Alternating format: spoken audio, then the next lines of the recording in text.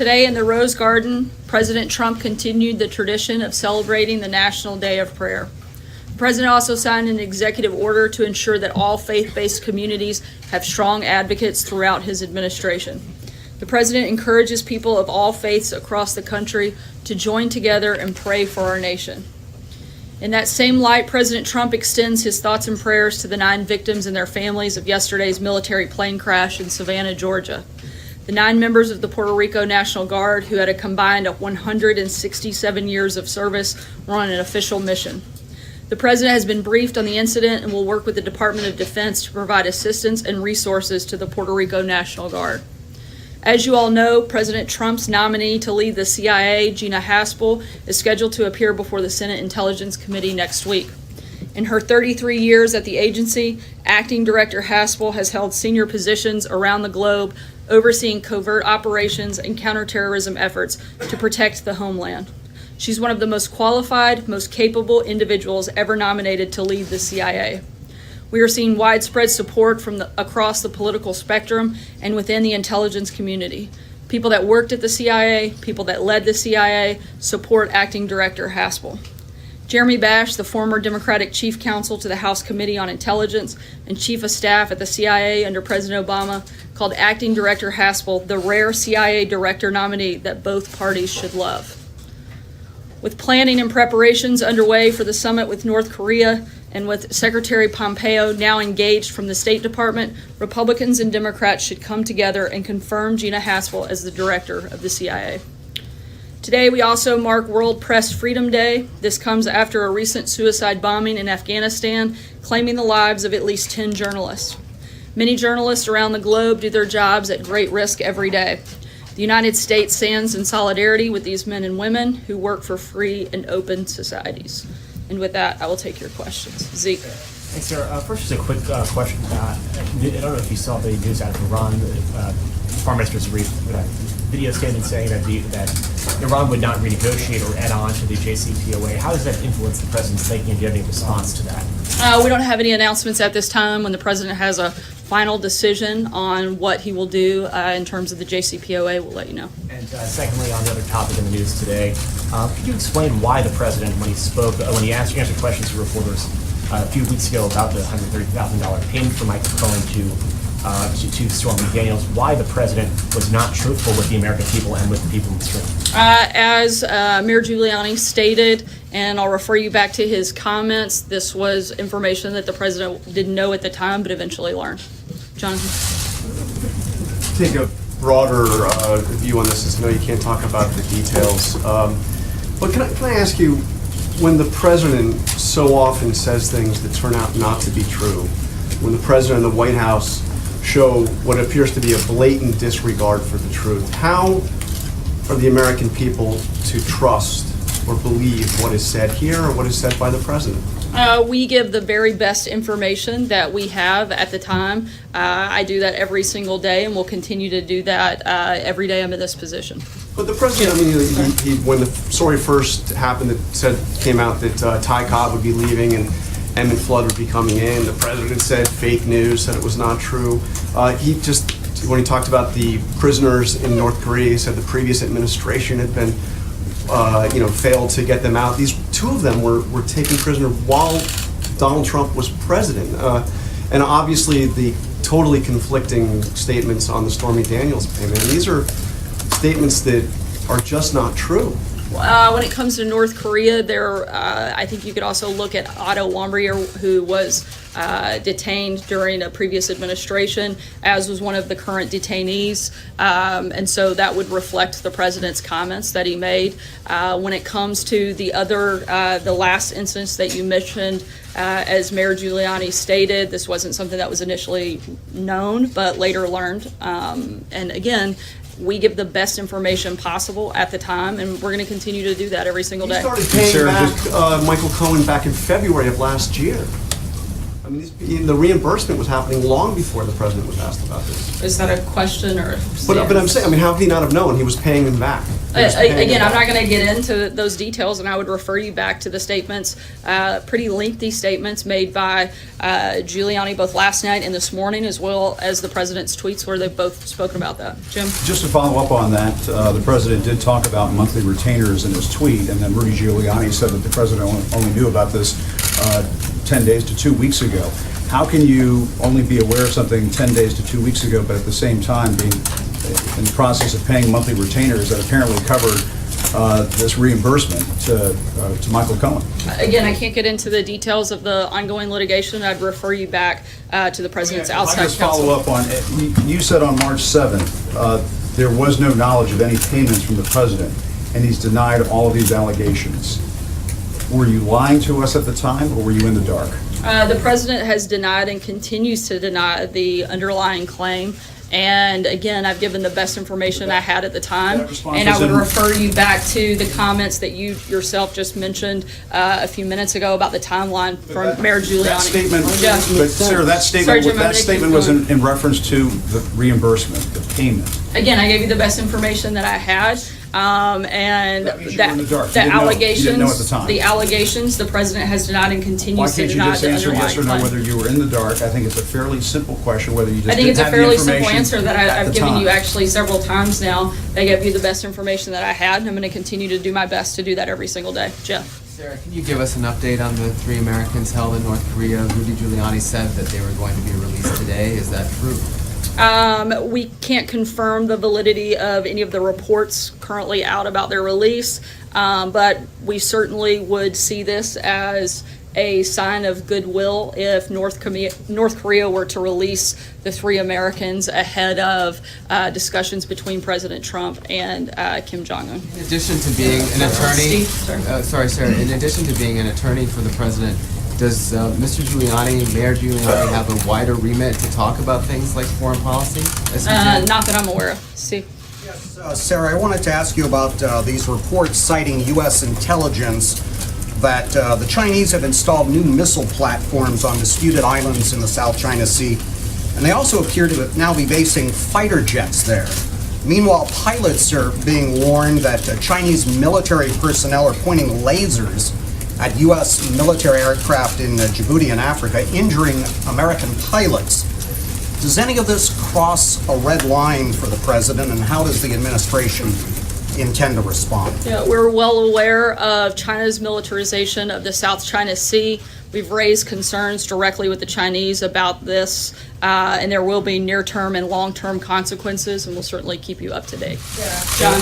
Thanks a lot, Sarah. Were you caught off guard by Mayor Giuliani's comments on Fox News last night? I'm not part of the legal team and wouldn't be part of those discussions. So is the administration, is the president, is he pleased with the job that Mayor Giuliani is doing right now? It seems as if he's opened the president up to some sort of criminal liability as it relates to federal election campaign violations. I haven't discussed that with the president. I wouldn't be part of those And conversations. so the president then is pleased with the job that Mr. Giuliani is doing on behalf of- Again, I haven't had that conversation with the president. That's an outside counsel and not something I would be a part of. Francesca? Thank you, Sarah. When was the last time that the president talked to Michael Cohen? And is Michael Cohen still his attorney? And also, is the White House concerned, or is the president concerned that any conversations he would have had with Michael Cohen would have been picked up by the wiretap that we learned about today?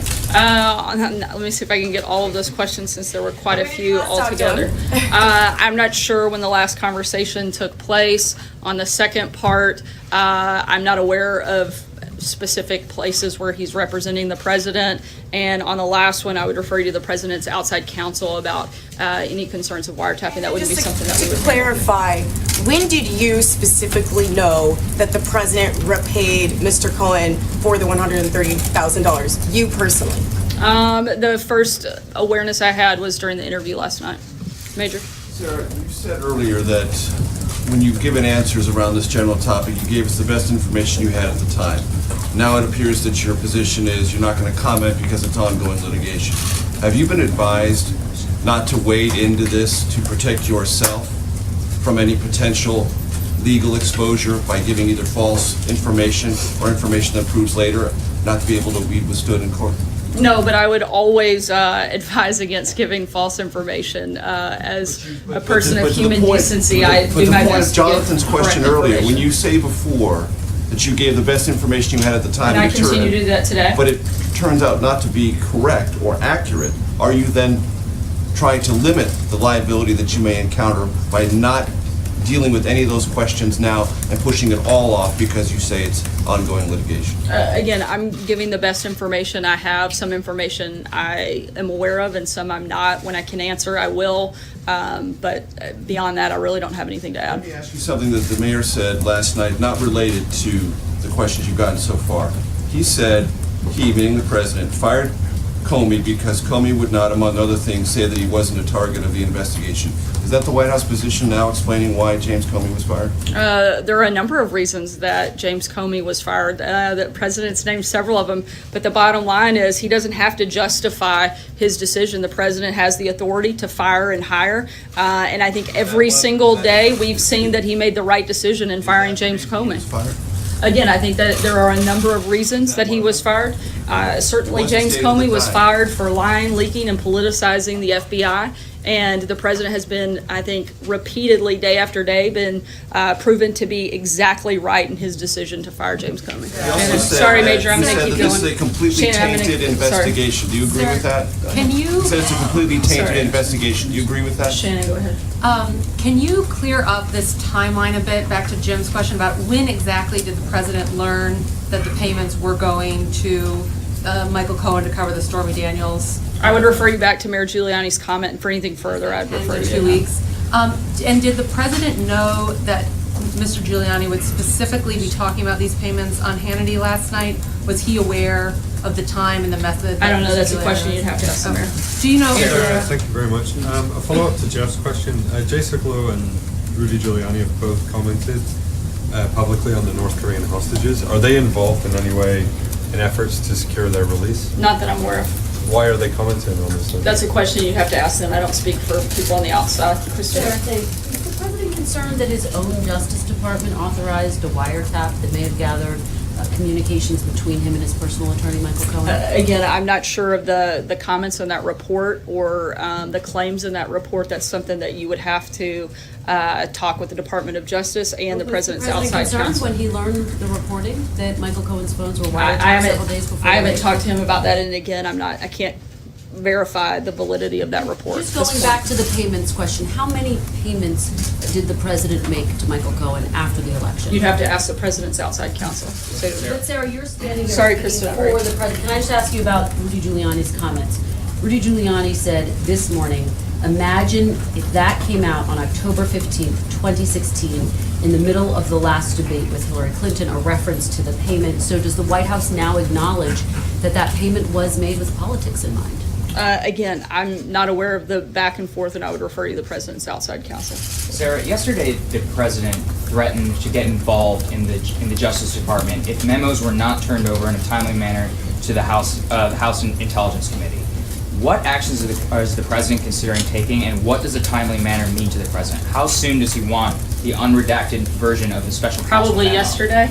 But in terms of what he might do, as the president likes to say, we'll see what happens. Olivia? Thank you, Sarah. On the Haspel nomination, would you remind us what the president's position is regarding the potential use of interrogation tactics that meet international definitions of torture? I'm not sure what those two things are you're trying to connect. I know that Acting Director Haspel has done everything appropriate under the law, and she's going to be a great CIA director, and we look forward to her being confirmed. John? Yeah. Thank you, Sarah. Question on Russia. This morning, the Financial Times reported that Alexei Kudrin, a former close associate of President Putin and a strong advocate of warmer relations with the United States, may well be rejoining his government. This raises another question. You've said that the president would have a summit with Mr. Putin sometime in the near future. Can you give us any clues when that'll be? Has anything been determined on a possible Trump-Putin summit? Nothing has been finalized on that front. I think the next big summit, if you will, I'll borrow your word, that the president will engage in will likely be between President Trump and Kim Jong-un. Beyond that, I don't have any updates. There'll be no meetings. It's likely that there's no meetings with President Putin before the Kim-Trump summit.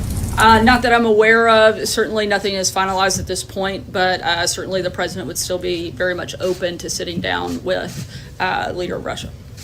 Emerald? Thank you, Sarah. Following up on Sagar's question, in regards to those memos and the congressional oversight, Rosenstein is saying this is extortion. What is the White House's response to him calling it extortion? And does the president support the Freedom Caucus's articles of impeachment for Rosenstein? The president would like to see the request of Congress to DOJ met. I haven't had a conversation with him about the articles of impeachment. Cecilia? You just said that James Comey was fired for lying and leaking and politicizing. What did he lie about before he was fired, and what did he leak before he was fired? There are a number of allegations. One in which he lied during congressional testimony, and has been continually, I think, had a number of contradictions since then, which I pointed out that the president said he has learned every day since firing Comey that it was the right thing to do, and certainly has been justified in doing so.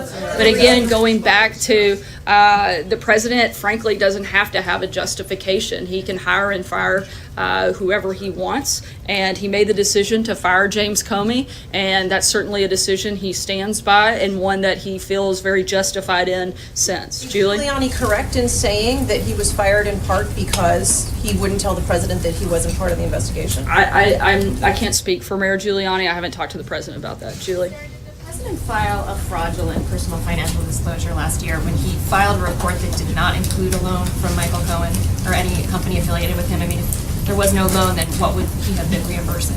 I don't know. You would have to talk to the president's outside counsel. Brian? Can you say why he was talking with Giuliani about the North Korean prisoners, given that he doesn't have a high-level clearance? I'm not aware that they spoke about that, so I don't know. Was he aware that Giuliani was going to be talking about them on TV during the negotiations? Again, I'm not aware that they spoke about it, so I can't answer that. Brian? A couple of quick questions. Does the president believe he's above the law? And does he No. prefer to sit down with Kim Jong-un I'll answer the first question. No. Go ahead. Thank you. And then does he prefer to sit down with Kim Jong-un versus Bob Mueller? I certainly think that the president feels like stopping a nuclear war and helping protect the safety and security of people across the globe would certainly be the number one priority of the president of the United States, and certainly I would think would be the priority that most Americans would share and support the president doing. Take one last question. Lalit? Sarah. Sorry, April. Okay, Sarah, really fast. Can you, two questions. Can you, if you're not ready, I was looking for him. I thought he was over here. He's usually standing over there. He threw me off. I'll come to you next slowly. So Sarah, at this point, can you tell us definitively if the president plans to answer any questions from Bob Mueller, and if not, what is now in place here at the White House to go through that process of a subpoena, a possible indictment, a possible grand jury? Again, those are all questions you would need to refer to the outside counsel. Okay, well, now going to Rudy Giuliani. Did Rudy Giuliani do harm to the president today and last night in his conversations to Fox? I don't believe so. Sorry, I'm going to take the last question like I promised to do. Why didn't he talk to the White House press office about his impacting stellar statements about what was happening? The White House press office wouldn't coordinate with the president's outside legal team on legal strategy. You said yourself you were blindsided. I actually didn't use that term. Well, I said it, but you were blindsided from what you said. Well, with all due respect, you actually don't know much about me in terms of what I feel and what I don't. 21 years to understand how this operates. All right, I think we're good. Lali, go ahead. Last week there was a meeting between the Indian Prime Minister Narendra Modi and the Chinese President Xi Jinping in China. How does the White House sees the meeting between the two leaders, India and China, trying to improve the relationship? And did President had a role in that? We don't have an official policy, but certainly think it's always good when other world leaders are getting along, and certainly when we can cooperate, that's definitely a good thing. We have a great relationship with both countries and hope to continue to do so. Thanks, guys.